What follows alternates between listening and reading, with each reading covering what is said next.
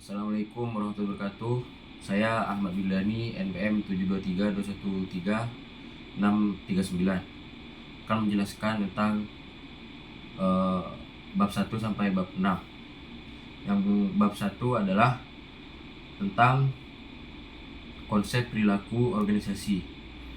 Perilaku organisasi adalah studi tentang bagaimana individu dan kelompok berperilaku dalam suatu organisasi. Konsep ini mencakup interaksi antara orang-orang, proses kerja, budaya organisasi, dan struktur yang mempengaruhi kinerja, motivasi, serta kepuasan kerja. Tujuannya adalah memahami dan mengelola perilaku agar organisasi dapat berjalan dengan lancar. Yang kedua, menjelaskan tentang perilaku individu.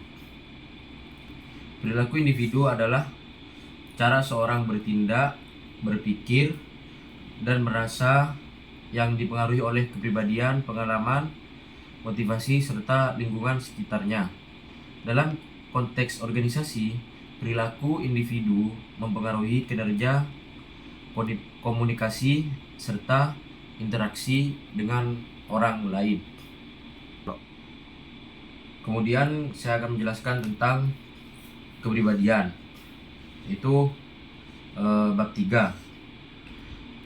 Kepribadian adalah sifat, pola pikir, dan perilaku unik yang membedakan seseorang dari orang lain. Kepribadian dipengaruhi oleh faktor genetik dan lingkungan, serta mempengaruhi cara seseorang merespon situasi, membuat keputusan, dan berinteraksi dengan orang lain. Dalam konteks pekerjaan, kepribadian dapat mempengaruhi cara seseorang bekerja dan berhubungan dengan rekan kerja. Kemudian saya akan menjelaskan tentang bab 4, yaitu persepsi dan pembuatan keputusan individu. Persepsi adalah cara seseorang menafsirkan dan memahami informasi dari lingkungan sekitarnya. Persepsi dipengaruhi oleh pengalaman, nilai, dan harapan individu. Pembuatan keputusan individu adalah proses memilih tindakan atau solusi berdasarkan informasi yang dipersepsikan. Keputusan dipengaruhi oleh persepsi, pengetahuan, emosi, dan preferensi pribadi. Kedua hal ini mempengaruhi bagaimana seorang bertindak dalam situasi tertentu, termasuk pemilihan keputusan. Kemudian saya akan menjelaskan bab 5, yaitu tentang motivasi. Motivasi adalah dorongan atau alasan yang membuat seseorang melakukan sesuatu. Ini bisa berasal dari dalam diri atau motivasi internal, seperti keinginan untuk berkembang atau mencapai tujuan pribadi. Dari luar motivasi atau motivasi eksternal, seperti hadiah, pujian, atau pengakuan. Motivasi membantu kita tetap fokus dan bersemangat dalam mencapai apa yang kita inginkan. Kemudian saya akan menjelaskan bab 6, yaitu tentang emosi dan suasana hati.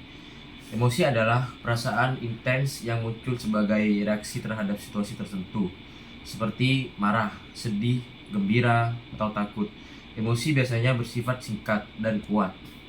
Suasana hati atau mood adalah kondisi perasaan yang lebih ringan, tetapi berlangsung lebih lama. Suasana hati tidak selalu dipicu oleh sesuatu yang spesifik dan bisa mempengaruhi cara kita merespon berbagai situasi sepanjang hari.